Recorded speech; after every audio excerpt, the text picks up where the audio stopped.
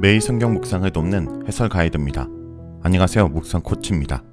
함께 읽고 나눈 말씀은 열왕기상 15장 25절에서 32절까지 말씀입니다.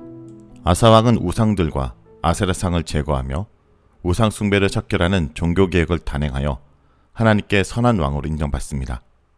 그는 군사적으로 많은 업적을 남기는 왕으로 기록됩니다. 아사의 이런 신실한 행동을 통해 다윗 왕가는 살아남을 수 있었고 여호사밧에게 무사히 왕권을 물려줄 수 있었습니다. 이와 대조적으로 여로보암의 왕가는 보존되지 못합니다. 25절에서 26절을 보겠습니다. 25절에서 26절은 이스라엘 왕 나답의 통치입니다. 유다 아사 왕 2년에 이스라엘에서 여로보암의 아들 나답이 왕에 오릅니다. 2년 동안 이스라엘을 다스렸다고 기록하고 있지만 실제로는 1년이 조금 넘는 기간입니다. 나답에 대한 평가는 여호와 보시기에 악을 행하였다라고 부정적입니다. 그의 아버지 여로보암의 길을 행하였기 때문입니다. 여로보암이 지은 죄는 단과 베델에 황금 송아지를 만들어서 여호와 제의를 대신하였고 일반인을 제사장으로 세우고 산당 제사를 성행하게 하였습니다. 절기도 자기 마음대로 만들어 북이스라엘 사람들이 예루살렘 성전에 가서 절개 제사를 드리지 못하게 막았습니다. 나답은 유다 선자의 경고와 늙은 선자의 학인에도 불구하고 아버지 여로보암의 종교 정책을 그대로 따릅니다. 이에 본문은 여로보암과 나답이 백성들을 죄짓게 만드는 죄를 지었다라고 평가합니다. 열왕기는 전체적으로 남유다와 북이스라엘이 망한 이유를 왕들이 하나님을 섬기지 않고 하나님의 명령을 따르지 않은 데서 찾고 있습니다. 이것은 고대 이스라엘에서 왕의 역할이 종교적인 부분에서 매우 중요한데 하나님의 대리자로서 하나님의 말씀에 순종하고 백성들을 하나님의 말씀대로 살도록 가르치고 다스릴 의무가 있었던 것입니다. 여로보암과 나답은 하나님께 대한 의무를 저버렸고 백성들을 죄의 길로 가도록 인도하는 무서운 죄를 저지른 것입니다. 그러므로 교회 지도자들은 이 부분에서 하나님의 경고를 받아야 합니다. 과연 하나님의 말씀을 바로 전하고 그것을 실천하는 의무를 성실하게 수행하고 있는지, 아니면 교인들을 실족시키고 잘못된 길로 인도하고 있는지 늘 점검하는 자세가 필요합니다. 나답의 모습은 동시대 유다왕 아사가 르호보암과 아비암의 잘못된 길에서 돌이키고 우상을 제거하는 종교개혁을 단행하면서 왕권과 나라를 튼튼하게 세운 것과 대조되며 결국 여로보암 왕가는 무너지게 됩니다. 다음은 27절부터 32절까지 말씀입니다. 27절부터 32절은 이스라엘 왕 바하사의 반란과 예언의 성취입니다. 27절에서 이사갈의 지파 아이의 아들 바하사가 등장합니다. 그는 나답에게 반역할 세력을 모으고 나답과 모든 이스라엘 백성들, 즉 나답의 군사들이 기브돈을 점령하기 위해 에워싸고 있는 상황에서 나답을 칩니다. 나답과 그의 군사들이 블레셋 족속이 지배하고 있는 기브돈을 회복하기 위해 블레셋과 전쟁을 하고 있는 틈을 타 바하사는 나답을 공격하고 죽인 것입니다. 이때 기브돈은 블레셋의 지배하에 있었기 때문에 전략적으로 중요한 지역을 차지하기 위해 나답과 그의 군사들은 전쟁을 하였고 그동안 여로보암 왕권의 불만을 품고 있던 바하사가 세력을 모아 이곳에서 반란 일으키고 나답을 죽였습니다. 바하사는 아사왕 제3년에 나답을 대신해서 이스라엘 왕이 됩니다. 29절은 왕이 되었을 때의 상황을 설명하는 것으로서 바하사는 자신의 세력들을 모아 여로보암의 세력과 무력 충돌을 하였고 그 결과 바하사는 여로보암의 집에 속한 숨쉬는 모든 것, 즉 사람과 가축 등 모든 것을 완전히 진멸할 때까지 죽였고 아무것도 남기지 않았습니다.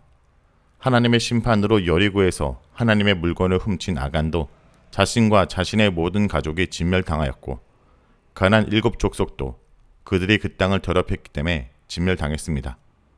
여로보암 집이 진멸당한 것은 하나님의 심판이며 30절에서 이에 대해 분명하게 말하고 있습니다.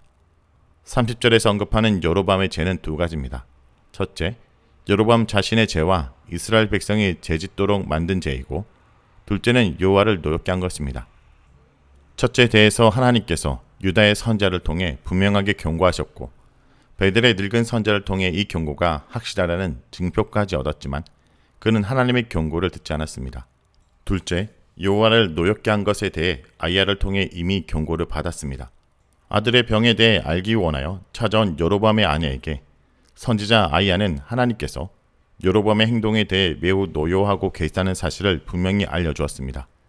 한 선지자가 목숨을 잃어가면서 알려준 하나님의 경고를 완전히 무시한 처사에 하나님께서는 등 뒤로 버렸다고 표현하시면서 진노하십니다.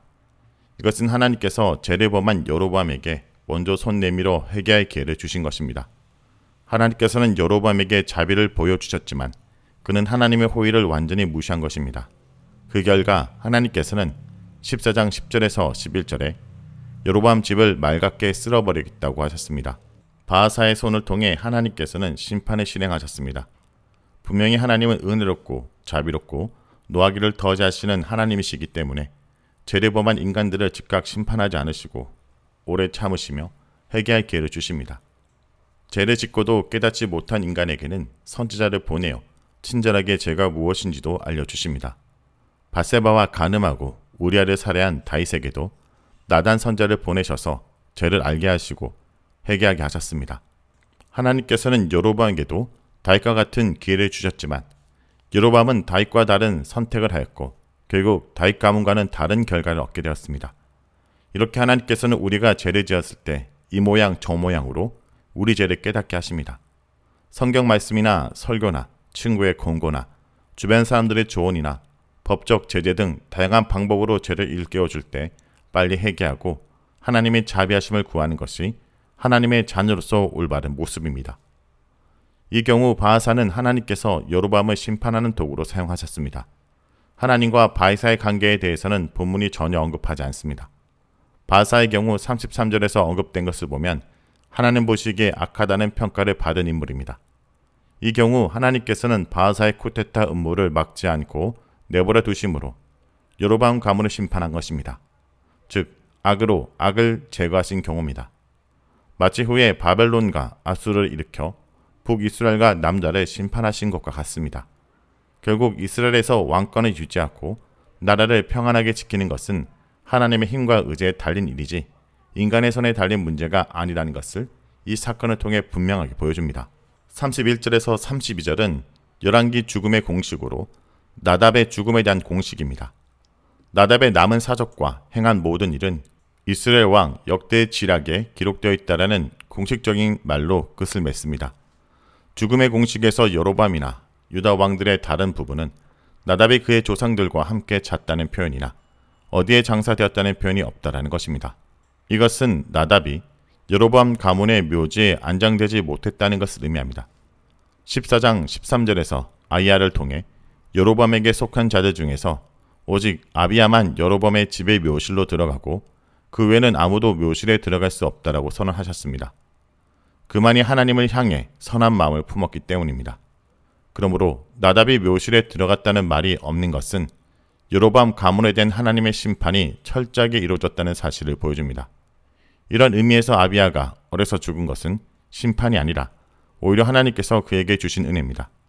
32절은 유다 왕 아사와 이스라엘 왕 바하사 사이에 평생 정쟁이 있었다라고 소개하며 이스라엘이 쿠데타와 유다의 위협으로 인해 바람잘 없는 늘 평화롭지 못한 시간을 보냈다는 사실을 알려줍니다. 다윗 때나 솔로몬 때처럼 이스라엘의 평안은 하나님께서 주시는 것이기에 하나님을 떠난 이스라엘에게는 평안이 없는 것입니다.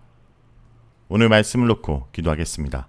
주님, 오늘도 우리가 어떤 신앙의 전통을 계승하고 어떤 것과 단절해야 될지 잘 분별하게 하여 주시옵소서.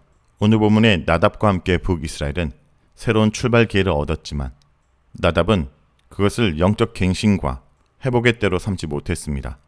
여로보암 때의 잘못을 조금도 수정하지 못한 모습을 바라봅니다. 주님, 이런 나답의 모습이 아닌 아사왕처럼 선조 때의 잘못을 수정하고 오늘 올바른 길에 서는 것이 무엇인지 잘 분별할 수 있는 자가 되게 하여 주시옵소서. 과거의 전통을 그대로 고수하는 것이 하나님이 원하시는 것이 아님을 깨닫습니다. 내게 편하고 익숙한 것이 늘 도움이 되는 것이 아님을 고백합니다. 주님, 오늘도 우리가 따라야 될 것과 따르지 않아야 될 것이 무엇인지 분별하는 지혜를 우리에게 허락하여 주시옵소서. 예수님의 이름으로 기도드립니다. 아멘.